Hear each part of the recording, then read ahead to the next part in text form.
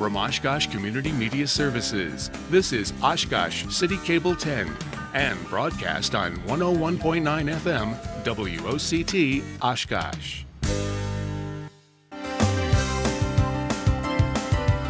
Welcome to Your City at Work, your program about local government departments and services.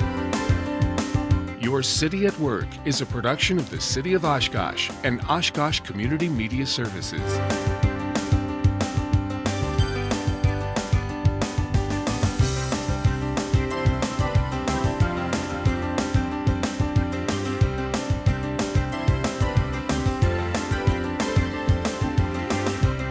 Welcome to another edition of Your City at Work. Great program for you today as I'm joined by John Holland from the Fire Department to talk backyard burning.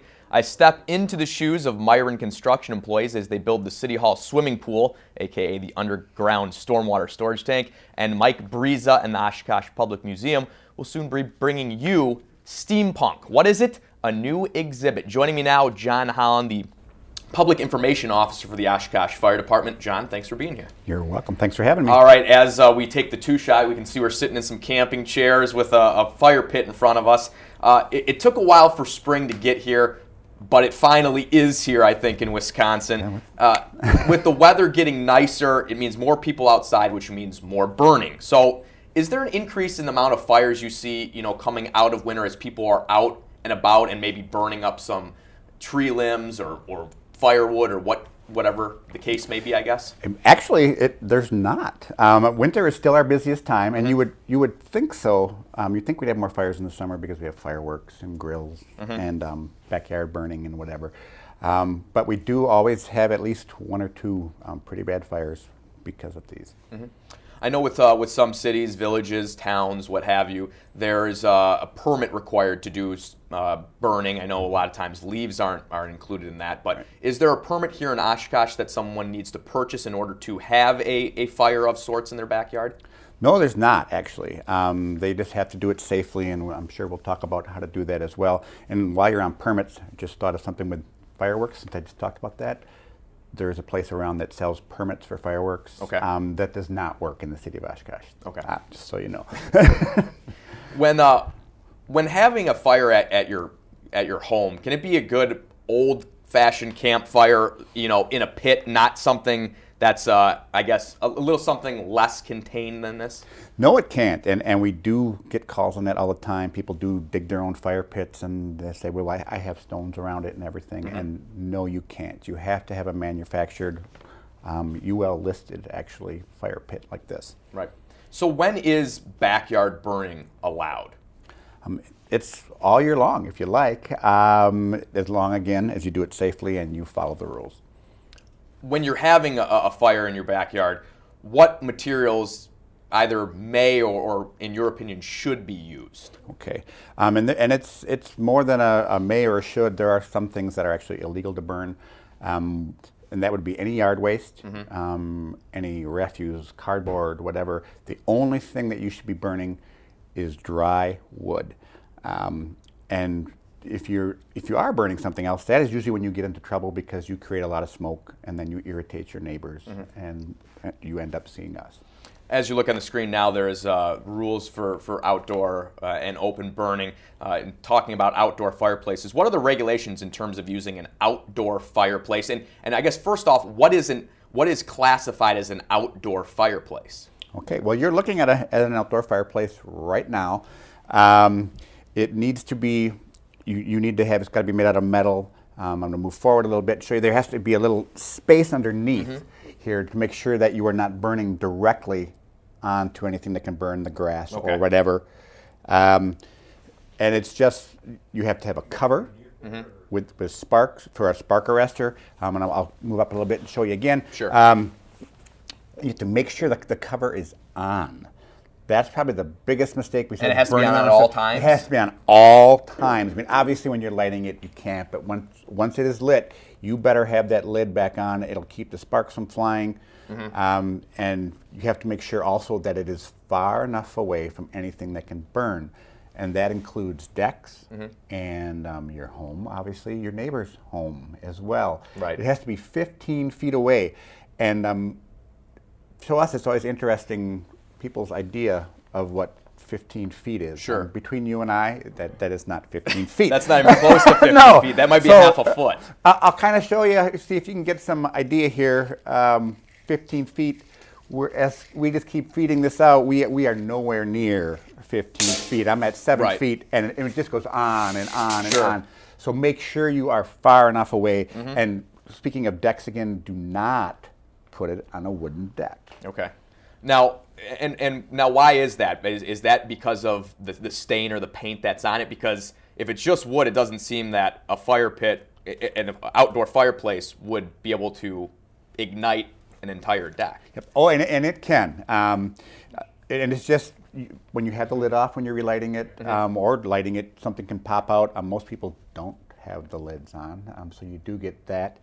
And it's just, it can burn. It gets very, very, very hot. We have, and I know I've done this camping already. I have my feet up on the edge here, and I have a nice little gouge in my bottom of my shoes where I mounted. So it does get very hot. Now, is the concern with keeping the lid on, is the concern there part of you don't want people building too big of a fire in terms of they're just stacking log upon log and making the Jenga board, so to speak? Yes, I like the way you put that. Yes, and that is part of it. And there are some that don't have the cover right here, but they are maybe about this high. But that is definitely part of it. If you have a pile that is exceeding the cover, that's too big. And while when we're talking about it, it seems like, well, of course, right. You know. So another thing, and I don't know if I mentioned this, but make sure you have something out there to put out the fire. And that would be either a fire extinguisher or a hose. And I actually like the hose better. Okay. Just because when you're done, and I'm sure we'll talk about that later, getting rid of the ashes and what to do. And make sure the hose is ready to go. It can't just be laying here. It has to be charged and ready to go. You have to have the water on. So what you're saying is if you're having a fire, you want to go in for the night, it's kind of dying out, you throw the grill on, or the lid on rather, that's not okay to just walk away from it, even though the grate is over top of it and maybe the flame isn't coming through the grate itself. Right, and it's still, again, we're back to this is still hot. You never want to walk away from this when this is going at all. There should always be an adult out making sure that everything is okay. When it is time to go in, your best bet is to take off the lid, take your hose, and then flood the fire pit. Make sure everything is out. Leave it in the pit overnight before you get rid of the ashes. And the fires we do have are because of careless disposal of the ashes for the most part. Okay. So what is the proper way then to dispose of the ashes? I know you said leave it until the morning, but where do you dump them? Those types of things. Right. Well, I'll tell you a few places not to dump them where we've had fires. You don't put them underneath your deck. Again, which seems logical. You don't put them up against your garage next to your pile of wood that you're burning, things like that. Make sure they're out, they're wet, and if you leave them overnight and they're soaked, you can put them out. A metal garbage can is the way to go. Make sure it's out. The plastic garbage can, obviously, it can melt and start a fire. Right. And it does happen. We do have it a lot. And they'll say, well, we did get rid of our ashes, but we put it in the garbage can. And then you look over and there's just a puddle of plastic. And it's like, yeah, I can see that. So when it comes to the actual fireplace itself, is there a certain type of backyard fireplace you would recommend, whether it's something like what you brought in here or whether it's one of those chimeneas, clay chimeneas or whatever? I mean, is there a certain type that is better, whether it's for the person enjoying the fire or whether it contains it better from a more fire department perspective? Actually not. I mean, as long as you are using it the way it is supposed to be used, and they all have directions, and you're using the cover and the spark screen or whatever, it really doesn't matter safety-wise. So how many fires, whether that's wildfires, home fires, just smaller, lesser fires, are caused by backyard burning, at least in this area that you see? I don't know if you have an exact stat, but how many are you seeing each year due to this? Easily 2 or 3 every year.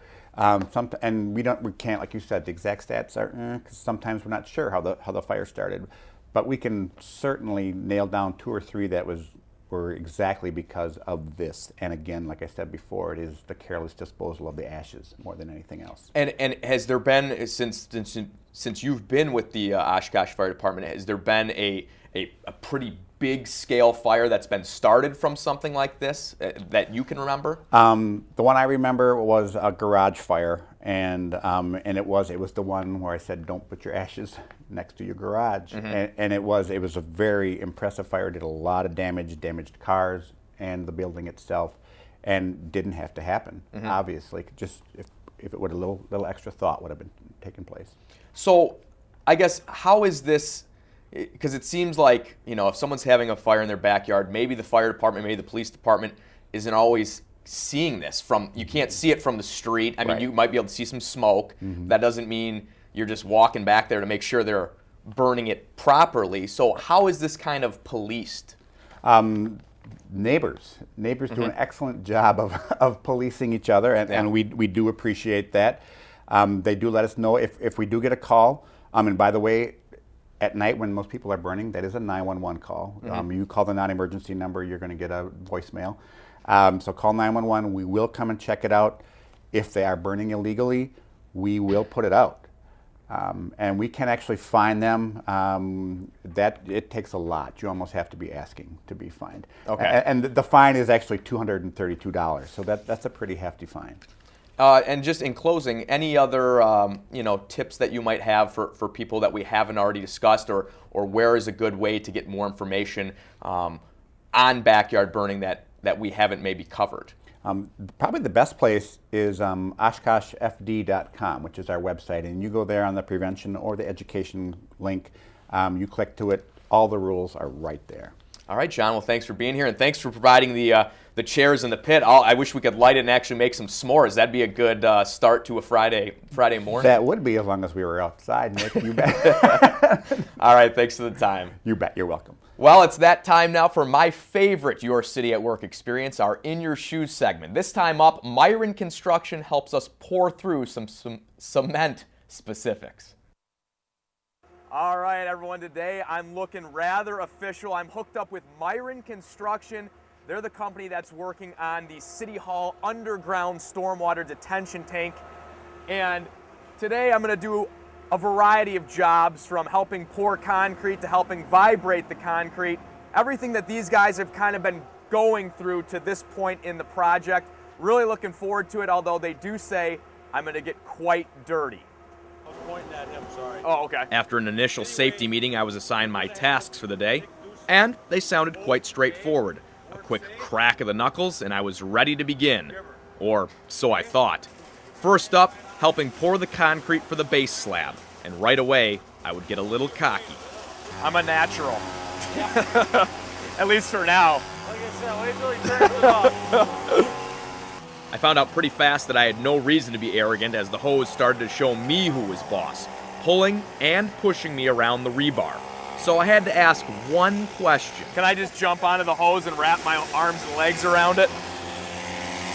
You can try.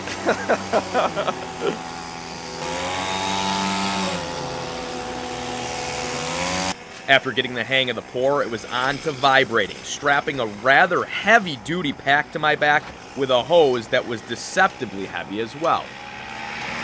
All right, so what am I supposed to do? Hey, now, right behind you, this arm, right here in your throttle. Okay. Throttle up. Okay. Basically, all you're doing is going to the bottom, lifting it up, bringing the cream up from the bottom to the top, and taking out the air pocket. So how far am I supposed to go down with it? This thing's pretty heavy. Yeah, I'll imagine doing it all day, 9 hours. Yeah, it's no joke. Now, if there's an eventual problem with the underground stormwater storage tank, you'll know who to blame. Me. Hope I got it done right. Not that long into job number 2, we had a wardrobe malfunction as my mic fell off. Oh well, good time for a break anyway. So far I've completed 2 of my 4 tasks for the day. I've poured some concrete and I've vibrated some concrete. And let me tell you, neither one of those things was very easy. The hose pushes you around. You gotta walk on the rebar, which you really gotta watch your step. For these guys who are pros at it, I mean, it's second nature to them. For me, however, I'm kind of wobbly, kind of shaky. And then when I'm vibrating and you throw that pack on my back, which is probably 60 pounds, even though it vibrates, it's no personal massage, folks. Next up was helping smooth things out, and right away, they could tell I am. obviously left-handers aren't always right. Push out, okay. A little puddling, and then this is called looking for a way out. You want me to stay in the same spot or move it over? Luckily, the most fun project was last, bull floating. Just a nice, relaxing, yet still important job. And I wasn't too bad at it, although you do need to concentrate.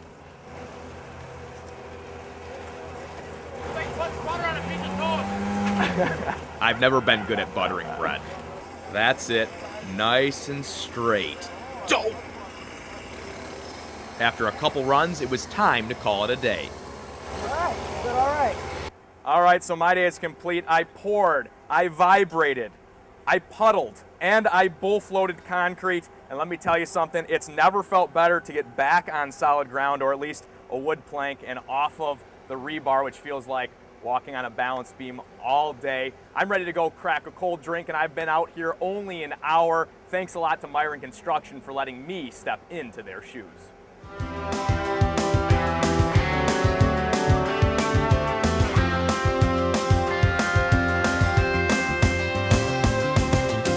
Always fun times stepping into another's shoes. Thanks again to Miron Construction. Sitting next to me now, Mike Breza from the Oshkosh Public Museum. Mike, each and every year the museum tries to develop new exhibits to bring in faces new and old. What exhibit is in the works here for the near future with the Oshkosh Public Museum?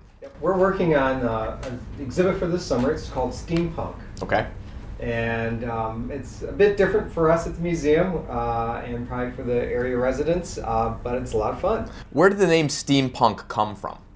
That one's a little more difficult to answer, but as we understand it, most people agree that in about 1987, and it's actually that date that there's a guy that developed that phrase for the need to kind of give a title to what was going on in the culture then.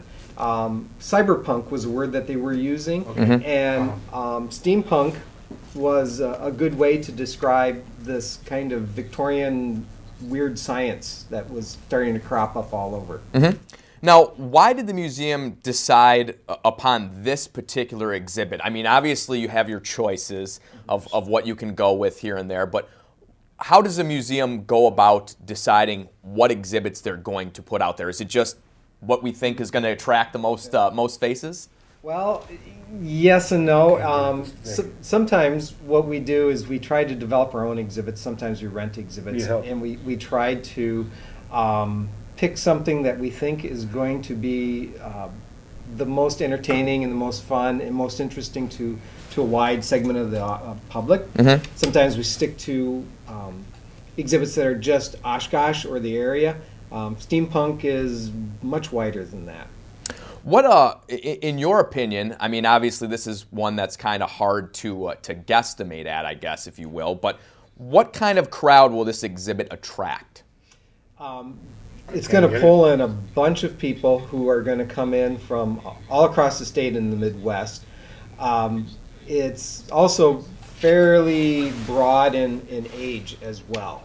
So it's going to be teenagers all the way through adults. So to us, that's a wide group of people.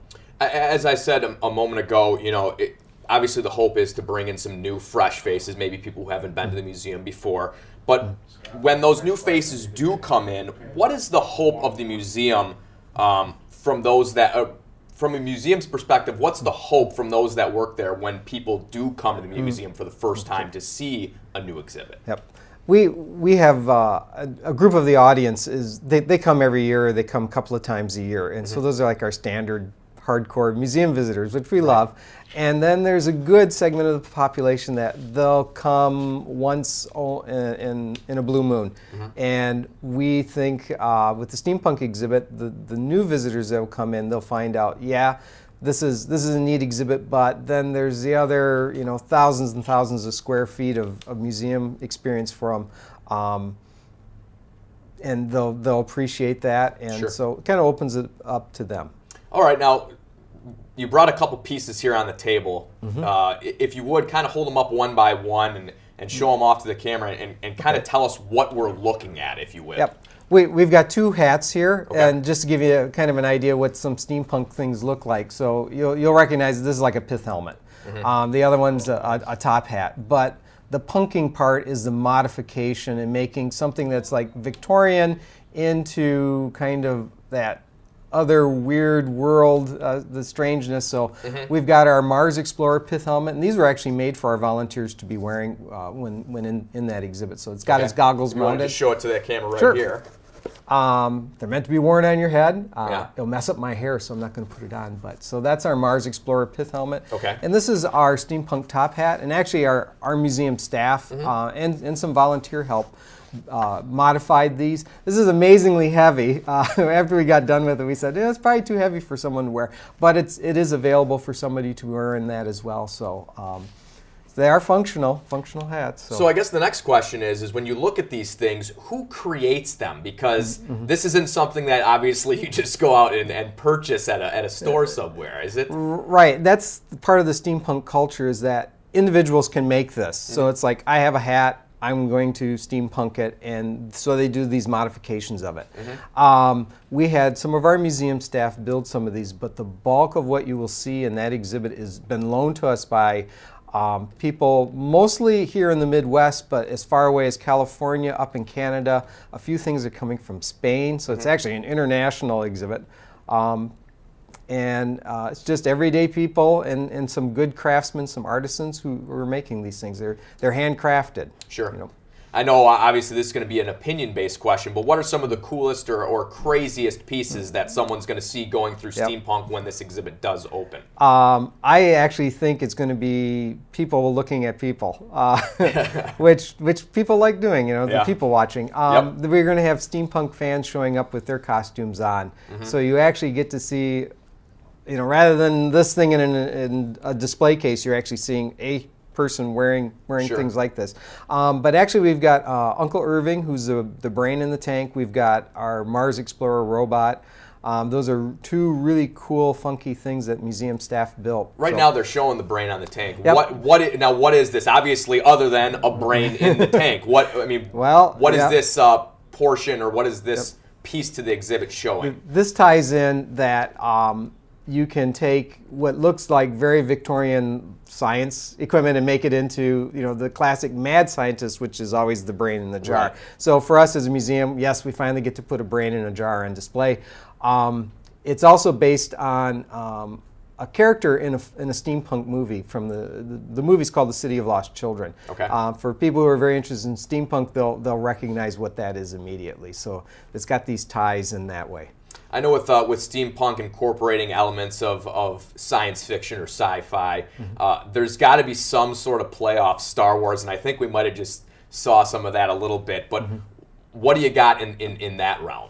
Yeah, just by putting the word out, and I see they're showing this one's Lady Adore, and it's actually looks like Vador with Adore, which is play on words with that person, and she took the Darth Vader theme in Star Wars and kind of ran with it into a feminine version of a Darth Vader sort of character. Yeah. And that's another one where she took store-bought clothes and just modified them and modified a store-bought Darth Vader helmet as well. So. And what about the helmet over on the left that you're seeing now? What is that? That's made by a different individual, and he took basically the same sort of helmet and modified it into looking like it's brass riveted together. A lot of excellent paint work on that. So for whatever reason, Star Wars is really popular. It's not because I went after Star Wars in particular, but that's just how it turned out. Yeah. Correct me if I'm wrong, but this seems like it would be a good exhibit for families, and the reason I say that is because as anyone who's a father or mother or been around kids, they know that their imagination can really run wild, and this seems like an exhibit that as they're going through, they can really get excited about it from a younger kid's perspective, and that's exciting for a parent to see. Yes, yeah, exactly right. We also have incorporated hands-on things for the kids to do. Well, and adults can do it too. Those are in the exhibit as well. But yeah, you know, you look at it on one level, it's like, how did they do that? And then the other is, oh, that's really cool. And then the other is, the longer you will look at some of these things, because I see this with some of the visitors and some of the staff that are in the exhibit now, they'll go, oh, I know what that is. Oh, they use that to make that. And so it's just like, they get really kind of lost in that, trying to, and the kids will certainly pick that up. What is your personal favorite thing about this upcoming exhibit? You know, it's a really great cross-section of costuming and gadgets, and like our two robots you see there, just the contraptions people have made, and it's just, we've got artwork we're going to hang up too, so it's just this beautiful cross-example of steampunk. And to me, it's just like absolute complete strangers. We asked them, can you loan us your things that you've made? And they just said yes. They loved helping us out. We're having fun doing this, so it's just tremendous that way. How many people does it take to put an exhibit like this on? Is it something where the museum could use some volunteers for this once it actually gets up and running?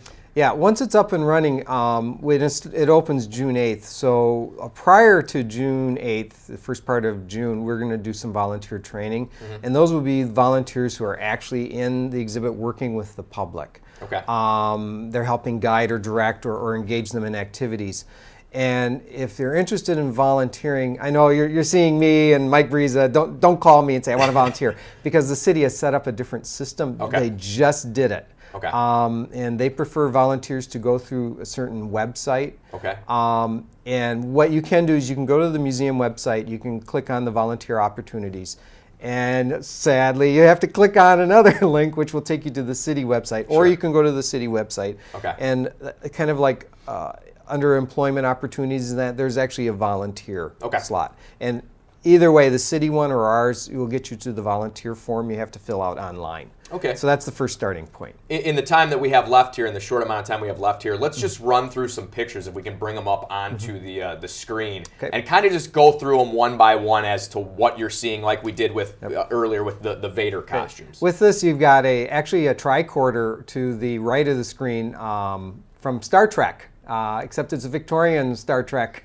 Okay. And then there's two mechanical arms there. Okay. These are our two Mars robot explorers. There's the robots and the ones connected to a hand generator, so you get to crank it and get to see what happens when you crank the generator. What does happen? It lights up. It lights up, but we want you to experience that. These are just a few of about 8 jet packs, like rocket packs you wear on your back. That's one of about 10 to 12 ray guns that we have. And that's actually made by a local couple. That one was made by a gentleman out in Red Granite, so that's a different ray gun. Okay. Now, why, in your opinion, should someone come to check out an exhibit like this? It's their only opportunity to. It's not like, well, I'll wait next week and go somewhere else or another. We're the only museum in the Midwest that is exhibiting this. So if you're between Chicago and Green Bay, this is the place to see it. It's comparison also between our actual artifacts and these creative Victorian designs. So good comparisons that way. And remind us real quick again of the dates. I'm sure we put it up on the screen at some point, but remind us when it's going to open, when it's going to run until. Yep, starts June 8th, runs through till September 8th. So you got all summer. Don't put it off because summer goes by quick. All right, Mike. Well, thanks for being here. Really appreciate the time. You're very welcome. All right, that'll do it for this episode of Your City at Work. Be sure to check out our website, OshkoshCommunityMedia.org, for replay times of the show, or you can catch it on our Facebook page or YouTube channel. We hope you enjoyed it, and until next time, I'm your host, Nick Austin.